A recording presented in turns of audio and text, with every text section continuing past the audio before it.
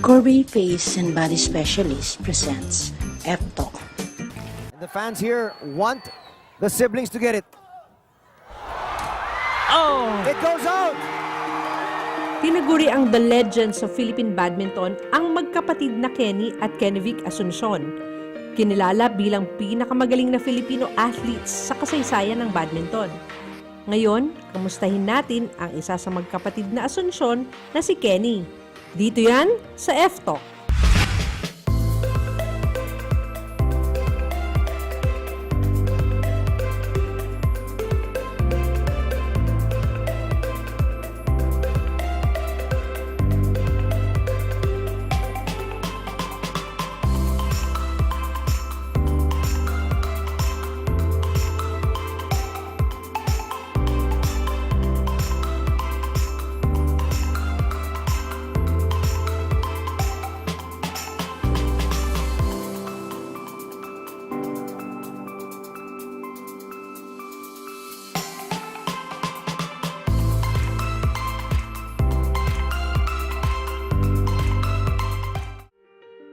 Our guest this morning is a legend of Philippine badminton, Miss Kennie Asuncion. Hi, Kennie. Good morning. Hi. So, bakit nga ba legend pag Asuncion? Nako, hindi naman.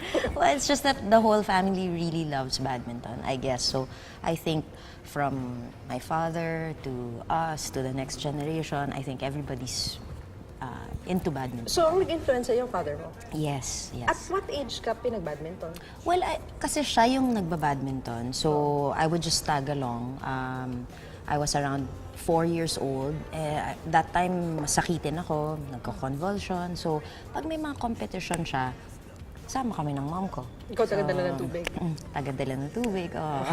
Kahit nagja-jackstones lang on the side. But I think the influence was there. So, napilitan ka ba o talagang gusto mo? Ay, hindi. Nagustuhan ko talaga siya. Like, on my own, I guess siguro that time hindi pa uso mga gadgets and stuff. So, talagang wala ka namang masyadong pwedeng gawin except to play at home or get into sports, parang ganyan. So, I think... So, araw-araw sinasamahan mo yung father mo pag nagtitrain siya? Hindi naman. Yung minsan-minsan lang. But I think that was the influence eh. Yung every now and then, you see him play or compete, ganyan, until nagko-coach na siya. So parang tagalong lang ako kasi bata pa that time. Naging malaking impluwensya sa kanya ang kanyang ama na si Nelson Asuncion, isang dating national player at professional coach upang mamulat siya sa mundo ng badminton.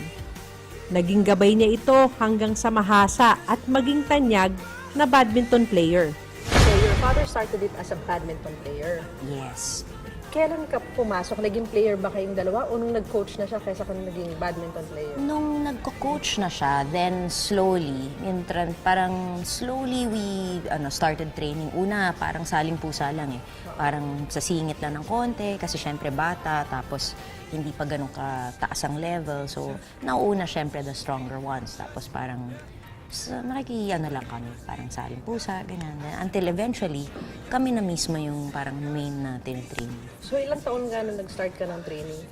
I started yung formal na training, una weekends lang, at around mga 9 years old. So prior to that, parang saling pusa? Prior to that, saling pusa. Parang, I clearly remember, I could hit the shuttle at 4 years old. Parang, pero it was just fun, laro-laro lang siya. Pagka minsan nasa bahay ako, tapos walang tao, tinutulak ko yung bed, nag-hit na ako ng shuttle sa wall, parang ganyan.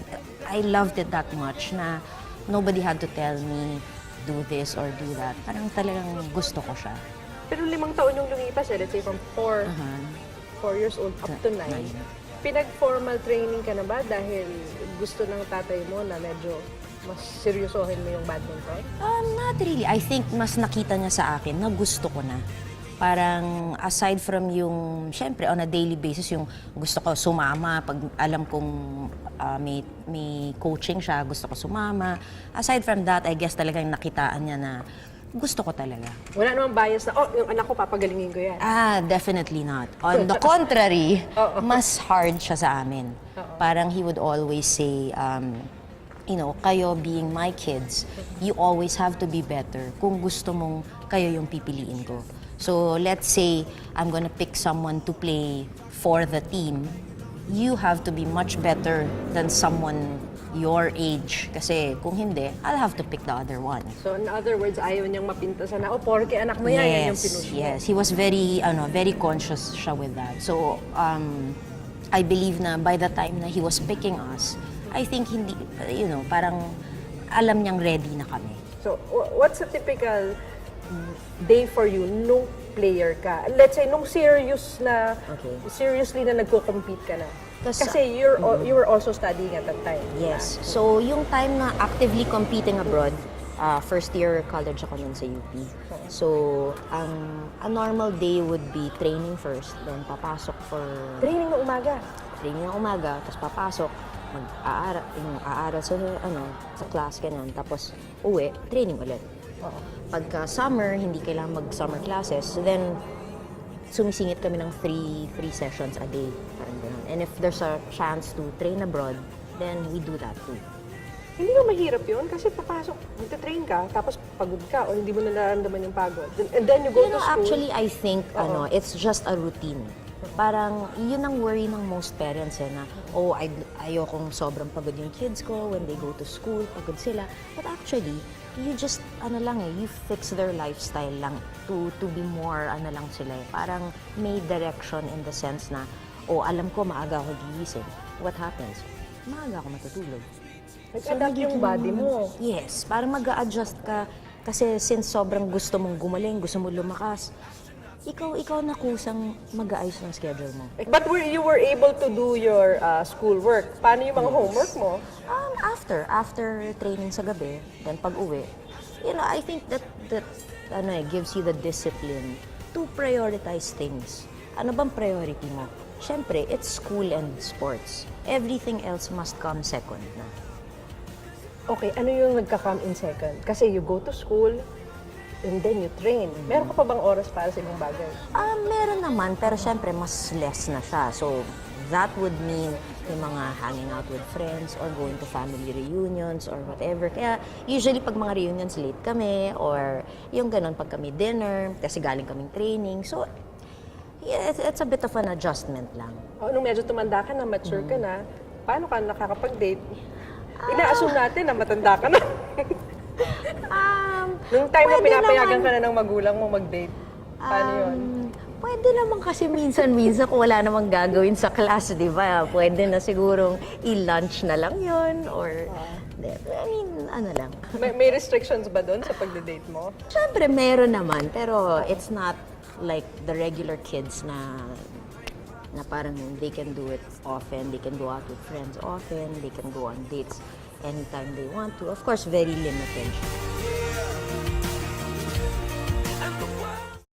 For more than 3 decades now, the Philippine Amusement and Gaming Corporation has been a dependable partner of the government in changing the lives of the marginalized sectors. Over 70% of its earnings go to the government and community development projects. As PAGCOR fulfills its commitment to the nation, it will keep on inspiring, giving, and caring for those in need. Because in our journey to become a better nation, no Filipino should be left behind.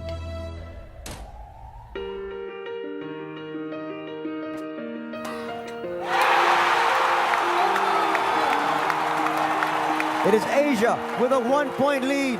So when did you start your competition? I would join local tournaments for yung my junior years. So lahat yan local. May paisa-isang sundot lang na to compete abroad. Pero parang mga junior fun meets ganyan. But yun talagang competing na, yung naghahabol ka na ng mga rankings and stuff when I got into college na. I see. So, ilang taong ka nun nung nag-rank number 1 ka na dito sa Philippines? No, sa juniors, for every age group that I would join, nananalo ko sa age group ko.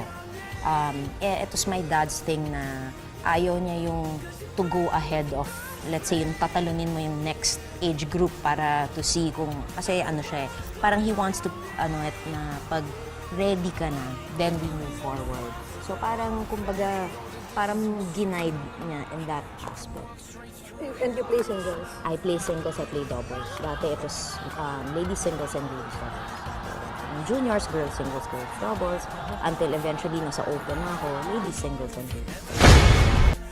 Naglaro sa badminton singles, ngunit mas nakilala siya nang magsama sila sa mixed doubles ng kanyang kapatid na si Kennie Vic. Sumabak sila sa local at international badminton tournaments.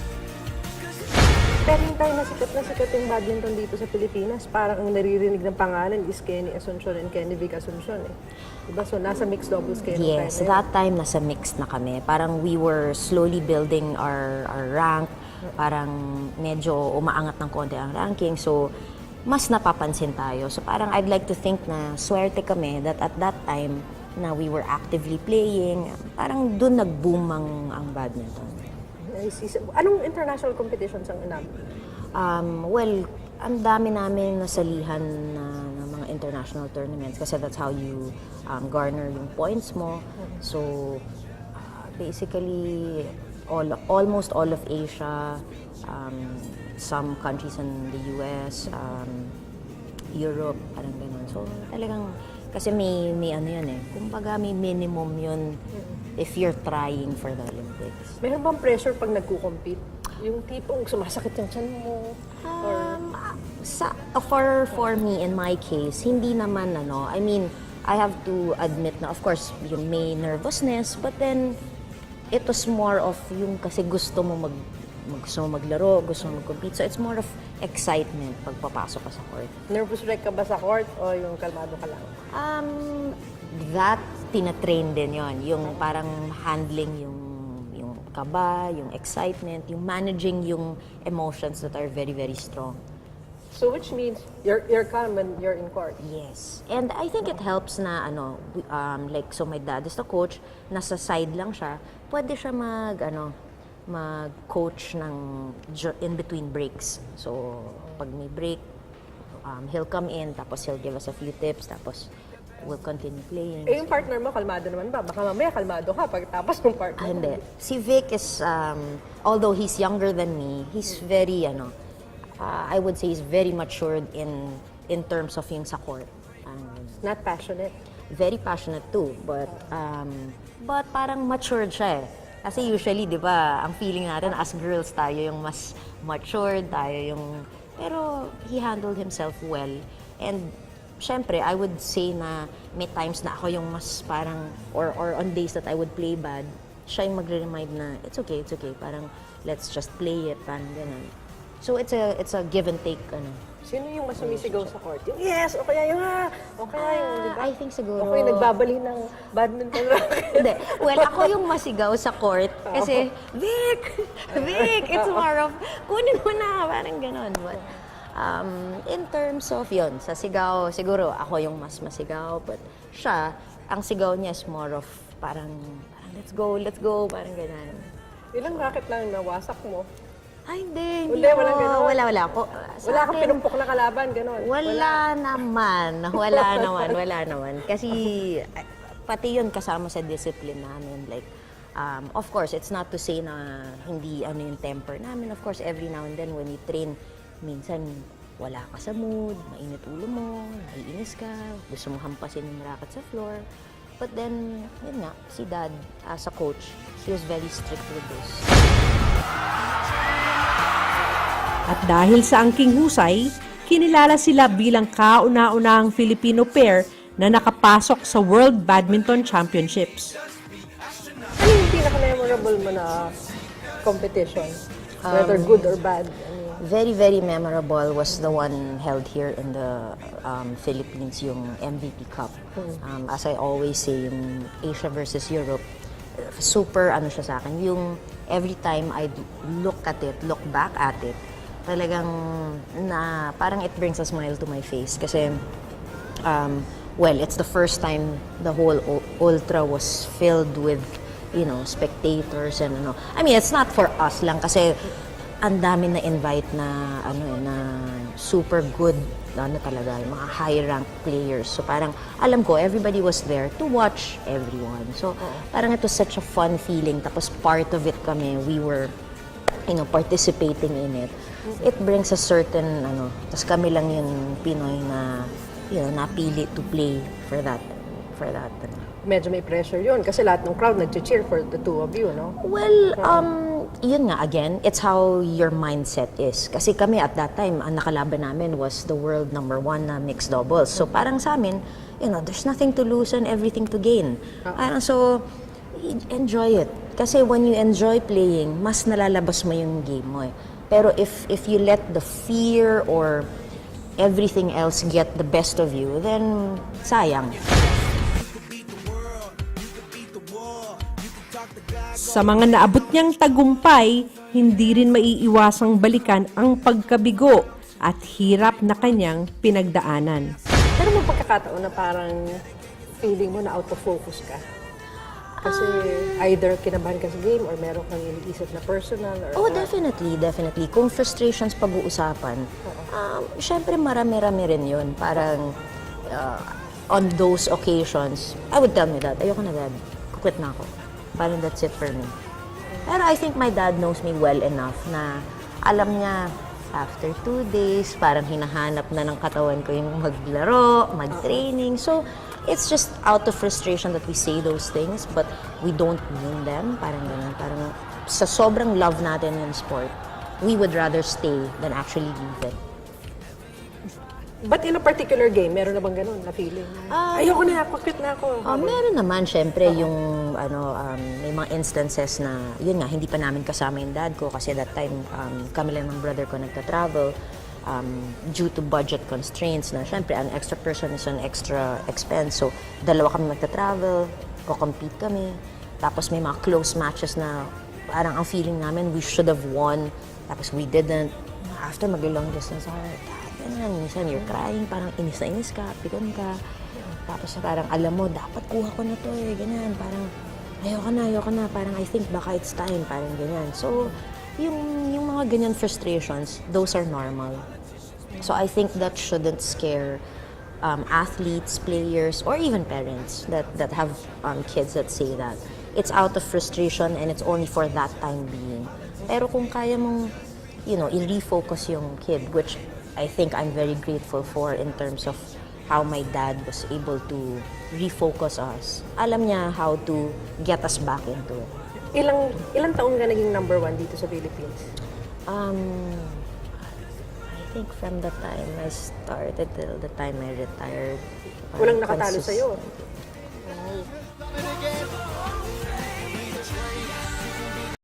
For more than 3 decades now, the Philippine Amusement and Gaming Corporation has been a dependable partner of the government in changing the lives of the marginalized sectors. Over 70% of its earnings go to the government and community development projects. As PAGCOR fulfills its commitment to the nation, it will keep on inspiring, giving, and caring for those in need. Because in our journey to become a better nation, no Filipino should be left behind.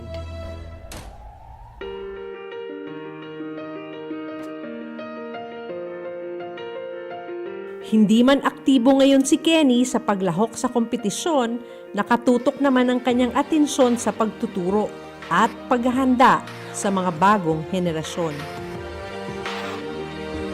So, what do you do now? Did you recently retire or? No, I've Or do been you still retired. compete? I've been retired since 2008. But we joined another tournament 2010. Parang one for fun tournament na kami ni Vic. So fortunately, we did well naman there. Nanalo kami. And after that, after 2010, talagang wala na. So it's 9 years. 2019 na siya. So what do you do now? I coach. I coach here in our center, Asuncion Badminton Center. Also in Ateneo de Manila University. In Quezon City? Yes, and also International School Manila. Oh, so you shuttled between those 3 schools? Yes, pero sa ISM, it's just a seasonal sport. So, 2-3 months of the year lang sa kanila. So yung mga kinu-coach mo na mga bata, meron ka bang mga nakikitang may potential na maging champion na katulad mo? Sa dami ng players natin for badminton, meron talaga. May makikita ka na very potential. Although, yun nga, I acknowledge the fact na it's a long, parang kumbaga, you have to invest in these players. Hindi mo siya pwedeng i-expect na immediately makaka-result sila kaagad. So talagang merong It's a bit constant of- sports, Of course, of course. A lot Talagang- of training, a lot of coaching, at exposure. No? Yes. So parang it helps kung the support is in every aspect. So aside from emotional, physical, lahat, pati financial, very important.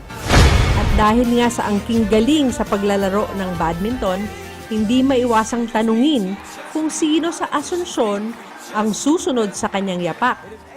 But you're an Asuncion, tapos nag-retire na kay Vic, meron bang emerging na Asuncion pa? Well, my son plays badminton, pero ano pa, long way to go pa. So si Lolo sa kanya nakafocus. I mean, pero kasi si dad is, ano na siya, parang semi-retired, so he just parang gives us tips as we coach, parang minsan titingin yan, lalabas, titingin sa mga players, tapos he'll say what he sees, parang gano'n. So pag nakita niya, I think this kid needs to work on this, gano'n. Tapos we'll discuss it. So masarap kasi naiintindihan niya where we're coming from. And as coaches, sometimes, of course, tao tayo, we get frustrated on certain things. And it's nice to be able to talk with someone who has a long experience in badminton. So hanggang ngayon? So hanggang ngayon, yes. So we consult him every now and then. Parang, oh dad, this kid is so good. Pero there's this thing that we need to work on. Parang, tapos he'll come up with suggestions and and sometimes, sometimes we know certain things, but siguro sa loaded na information, parang hindi natin naalala or we need to be reminded. Anong plano mo para dito kay Kennie? Well, syempre, school first, let him finish college, and then it's up to him, really. Ako, kasi since I wasn't forced into the sport, it's the same thing. I want to do that to my kid as well. May potential ba mag-Olympics? That we will know when we're there already, when we're trying. Kasi parang when we say potential, marami talagang may potential. Parang I don't wanna go ahead of those things. Parang I'd rather do it and play it by Kasing hardworking mo ba si Kennie? He is very hardworking. Yeah. And he's focused. And he's focused. Ang maganda sa kanya nga, nababalance niya ito.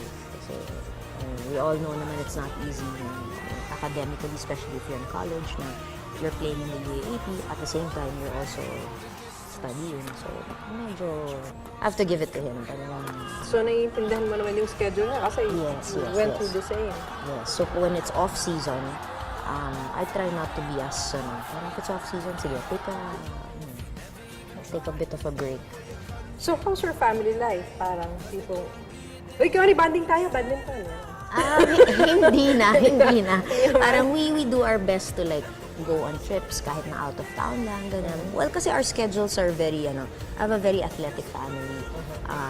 My husband used to be a swimmer, so siya, very into fitness din siya. So he's very consciously taking care of his health, his body. And then our other daughter naman is into archery. So parang lahat kami, may kanya-kanyang schedule, may kanya-kanyang workout sessions, may kanya-kanyang ganun. So, kumbaga, in a sense, we try to understand each other more. Mahirap to get the whole family together kasi parang academic schedule pa lang, medyo mahirap na eh. So, adding these things pa, kailangan ng mga physical aspect, whatever. So, other than very badminton, challenging. Yes, other than badminton, ano pang ginagawa mo? Well, ako, to keep my own, kasi ako, the past 2 years, I don't play anymore. But I try to keep fit by doing yoga. For more than 3 decades now, the Philippine Amusement and Gaming Corporation has been a dependable partner of the government in changing the lives of the marginalized sectors. Over 70% of its earnings go to the government and community development projects. As PAGCOR fulfills its commitment to the nation, it will keep on inspiring, giving, and caring for those in need. Because in our journey to become a better nation, no Filipino should be left behind.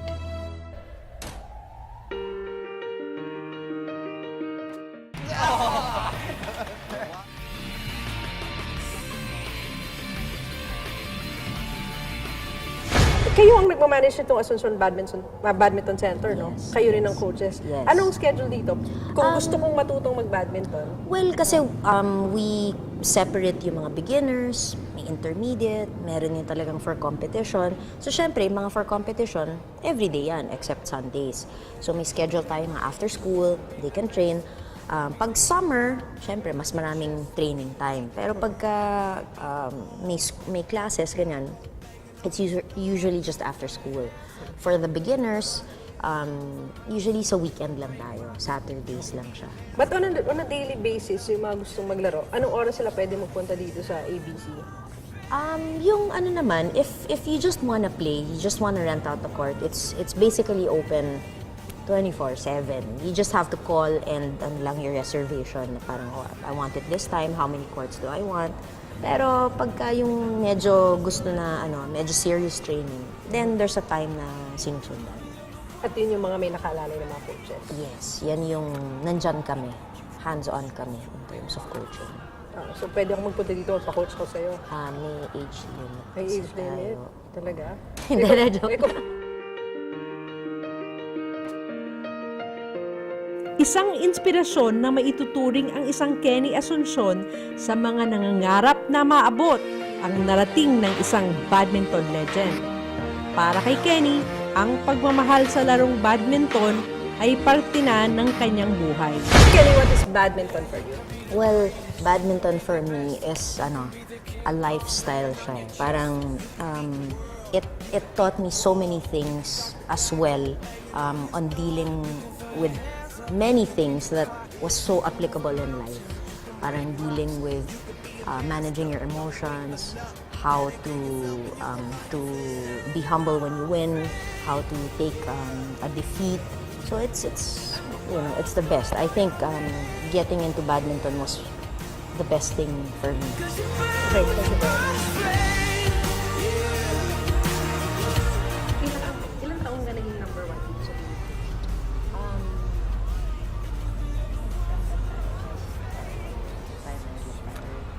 walang nakatalo sa'yo. Pasalamat ka, hindi ako nag-badminton. Oo nga, thank you. Pasalamat ka, kakat naman yun eh. Loko ka, mama. Yun, hindi ko pa kaya yan. Hindi ko pa kaya yan. Wala pa ako doon. Di ba mahilig-hilig mo kumain? Super. Parang yan ang passion ko ngayon.